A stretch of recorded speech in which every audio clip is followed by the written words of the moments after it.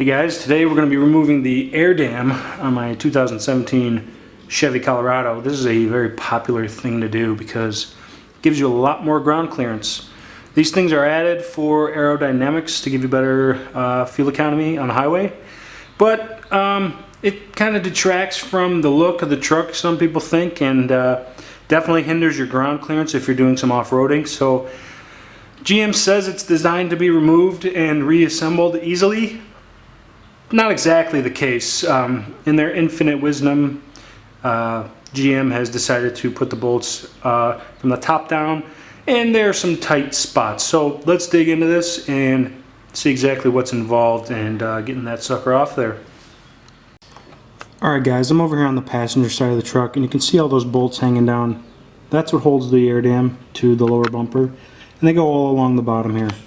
Now, there's also this like plastic piece here that is in the way, and that's attached to the wheel well liner. So you have to remove the wheel well liner with a couple of Torx bolts here and here, and just enough to get out of your way so that you can actually remove this.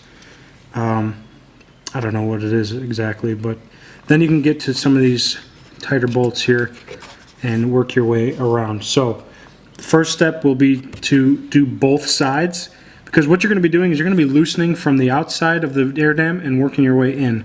Because once you get towards the inside, there are some really tight bolts where you need the flexibility of having the outside ones undone, so that you can kind of push and bend the bumper and the air dam out of the way so you can get access to some of the bolts. So I'm going to start with removing what needs to be done on this side first, then hopping over to the driver's side and doing those. Alright guys, so once you get these 6 or so little bolts off of the wheel well liner, which they are T-15 Torx, you can kind of pull this flat back, and then you can see this panel here that needs to be removed as well. There is a bolt over there. I'm not sure the size yet, but that's holding it to this bracket that's holding that in place. And then there's probably some other spots too. I can't see them all yet, but there's a bolt there holding it, and then we'll see. I'm going to dig into it now and I'll let you know. So this is that piece I just took out, and there's one bolt over here that holds it in on a bracket. It is a hex bolt. It is a 7mm. And then there's also these 3 which hold it to the bottom of the bumper.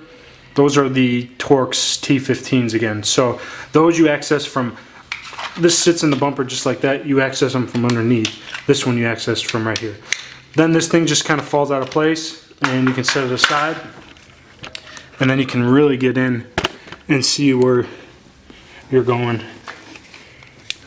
with you know, all these bolts. Some of them are accessible, but then as you get towards the middle they get a little tighter.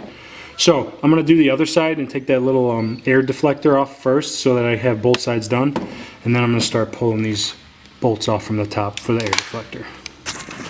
So the first 4 came out piece of cake. It's when you start getting towards the middle now that it gets a little tight, and as you can see, these ones here are going to be tight because there's a frame bracket or something right above them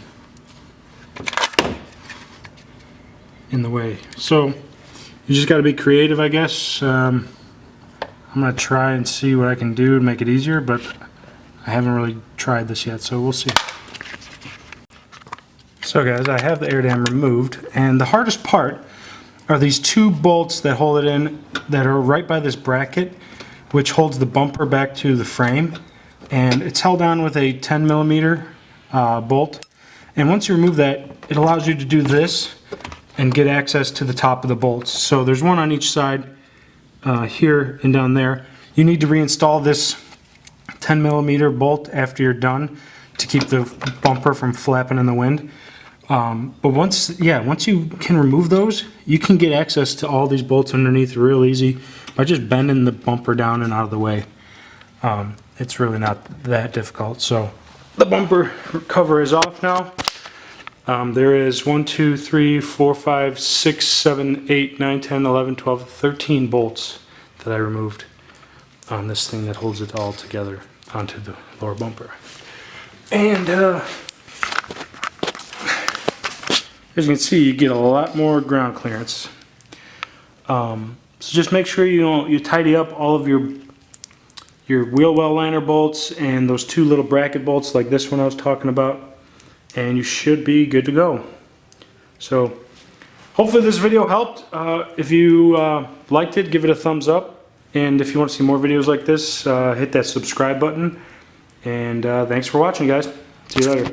Bye.